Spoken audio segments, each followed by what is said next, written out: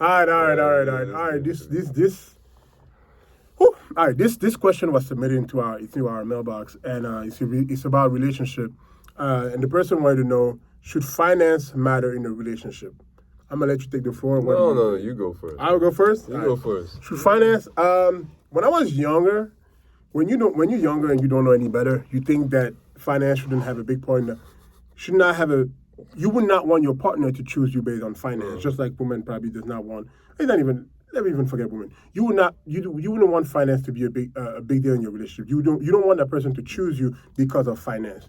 But as I get older, and I start to navigate around society, I realize as I'm making more money, my dating prospects are getting better. Mm-hmm. I'm having more better experiences with women or in life in general because I have finances. So I can sit here all day, every day and tell younger people that finance doesn't matter, but that wouldn't be realistic. That wouldn't be true because it's not true. When we're young, we don't have, it's not based on finance because we don't have our own houses, we don't have our own bills to pay and things of that nature. So it's just like, I just love you for you.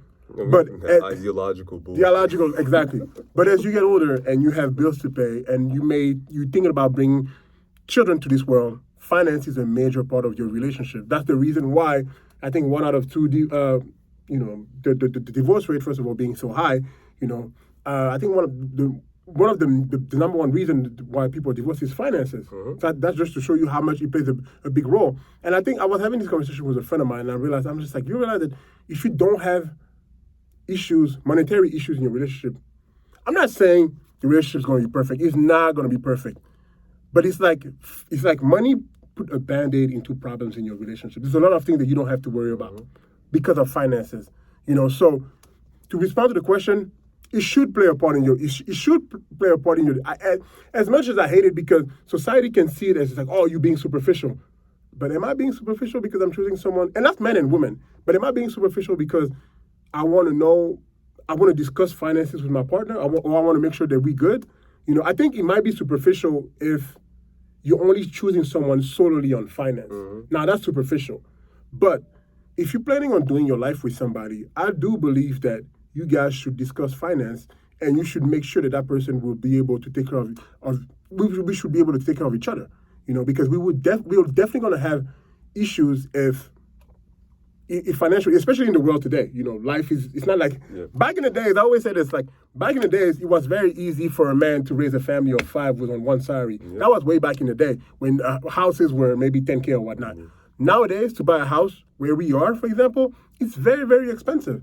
So those conversations are even more important now in a society where we're both making money, to try to figure out how we can make it as a couple. So that's my answer. I think finance do play a big role in a relationship, and it needs to be discussed with your partner. Yeah, 1,000%. Listen, I think that people who say that finance shouldn't matter, either they have all their finances already sorted out and they're allowing those finances to make them feel like, the reality of life is not something I need to worry about, or you're just young and you're just too idealistic. But here's the reality of this world, right? And I always like to go back to the biological argument, right? Yeah. Men and women, right, our human nature, what are we put on this earth to do? We're supposed to survive, thrive, and then pass on our genes to the next generation, so that they can have maybe a better life and evolve in that sense, right? When you're looking also from this perspective of, mating and dating habits, even when you're looking at even just animal kingdoms and things of that nature, right? A woman, a female may look at a man and think like, okay, is he a good hunter? Can he provide for us? Can he do this and that? Because at the end of the day, if we're going to be a relationship, if we're going to be a united entity, let's make sure that we have the best resources for us to thrive together in this society, right? And that's what it is. And not only that, when we have kids, so that we can raise them in a better environment, and so that they can thrive and we can pass on our genes in a more beneficial fashion. So that's always the things that you have to consider. And when you're going back to modern day human society, when I talk about like hunting and maybe finding the right shelter and all that kind of things, well, what are those resources? the primary resource today is money. That's money. Mm. Shelter, that's also something that's provided by money, where you have to buy your home or whatnot, take care of the kids. All of that is necessary with money. So if you're going to build a life and you're looking to thrive together as a couple, you have to, society does not make it contingent that like money is contingent to thriving in the society. That's just the reality of it. So finances are necessary, man. If you don't have those conversations, you're going to be very, very disappointed. And also, we always go back, you and me, right, about how selfish we are as human beings. Yeah. It's only natural to, if we take that theory into account, to try and find someone that's going to make your financial situation better. Plain and simple. Either like if you take the various stereotypical arguments that may piss off some people, right? A woman that may not have all that much to do, but she's beautiful, she's going to look for a man that can give her the better life. Or if you're going to look for a man, or if you're thinking about a man that's very successful or whatnot, he may look for a woman that's not necessarily going to go out and spend all his money on diamonds and stuff of that nature, right? But that worked back then. This is the thing. That works back then. But I feel like in our society, we should both look at someone that has some sort of, or at least a prospect that could be making a certain amount of money. Yep. And I think a lot of people get backlash still today because I think people, I have this belief that we romanticize relationship a lot. Oh, this person is going to love me for me, because at the end of the day, we all want to be accepted for who we are inside. You know, even the woman that, I feel like the woman that used her beauty to get men, deep down inside, maybe she used her beauty, but hopefully she felt like he will fall in love with her personality, and he will love her for who she is. That's the only way the relationship is going to last long term. No, but I'm saying like just like I'm using that example, just like the man that may be using his money because maybe that's not all he has, he would really hope that by using his money, she can fall in love with who he is. Yep. So if he falls down in a hard time, she's still going to be there. But that's not the reality, unfortunately. You know, unfortunately, we chose partner because back what you said about biology. That's just the reality. It's like we animals, man. That's just what it is. So, we're trying to forage and accumulate as many resources for ourselves so that life ends up being easier for us. Yeah. That's all it comes down to. So if you and I are in a relationship and we're this union, right? We're this entity, naturally then between the two of us, we have to make that conversation. Okay, how can we have more resources together? That people don't see like that. I feel like people don't. I think people romanticize relationship where they feel like even if I fall down on a hard time, you should still stick with me and love me through.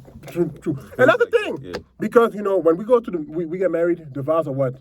Through thick and thin. Thick and thin. Yep. So people based on that, where if I fall on my ass, you should be able to help me and still be with me, but. It's not that simple. It's not even just not that simple. I don't even agree with that. Yeah, me neither. If someone cannot pick themselves back up for a long period of time, you are entitled to leave that person. But society does not want to accept that. Society is going to make it seem like you're a bad person for not choosing what's best for you. Yeah. That's where we have a problem with, where society is going to really Bro, let me give you for let me right. open myself up to y'all, right? There was a time where I was a bum. And I didn't have nothing going on for me. I didn't have no money, but I had a girl, right? And I was a bum. She had more stuff going on for her. So obviously society in that instance would be like, yo, man, you're supposed to hold him down. Or you're supposed to, make sure that you stick around until he picks himself up on his own 2 feet. She eventually left me for someone else. But looking back at it now, and obviously back then it hurt, but looking back at it now, I'm like, I can't be mad at her. I had nothing going on. And also my energy was down. Like when you have someone like that around you, your energy is down. I can't be mad at you for being like, no, I can't do this no more. Yeah. Let me go find something that's more beneficial for myself. Yeah. If we're constantly thinking about like treasure yourself, king, or treasure yourself, queen, don't lower your standards. And that's another conversation, but let's just focus on this for now. Yeah. Don't lower your standards with this and that. In that situation, could I really be mad at her? No. But like you said, society keeps telling you, oh no, you're supposed to stick around through thick and thin. No, man. No, man. And when I realized that, because when I realized that, that's when I realized I can't be mad at women that want a man that makes more money. Yeah. I can't be mad at that. I was like the gold digger.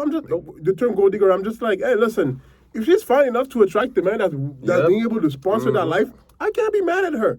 it's up to you because the side of gold digger, we forget that there's also a market. There's also men that are looking for women like that. So we're blaming the girl, but we're not blaming the men that are basically that want to provide that lifestyle. It's just like, why? It's like, if he has the money and he's more than willing to do it, why are you knocking her for like, hey, go do you? I mean, if there's an arrangement and they both understand each other, I don't see what the problem is.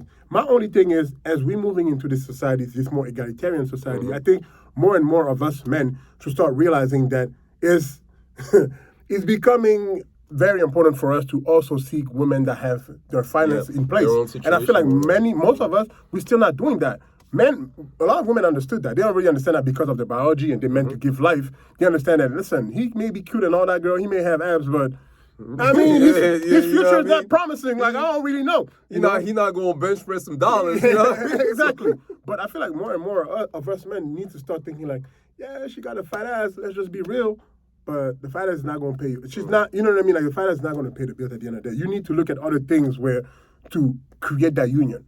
So, yeah, man, finance matter. You know, I'm not saying it has to be the end all be all. You know, obviously. No, it doesn't necessarily have to be what your relationship is built upon. But at the end of the day, it is. It's part of the strong foundation. Yeah. It's part of a strong foundation. If you're going to build a house, you do need a certain foundation. Yeah. And that foundation can be your actual love for one another. But at the end of the day, man, that love ain't gonna buy you the bricks. And I would even take it even further because a lot of times people are just like, oh, but money's not everything. I'm just like, yeah, but if you love this person, you would do what you're supposed to do to make sure that you're good. That's part of loving someone that people always forget. It's just like, oh, why don't she just accept me for who I am? I'm like, bro, why don't you do what you're supposed to do to put her in a better spot? And that's vice versa. Because that's part of loving someone. So you may not say you don't care, but she cares and you chose her.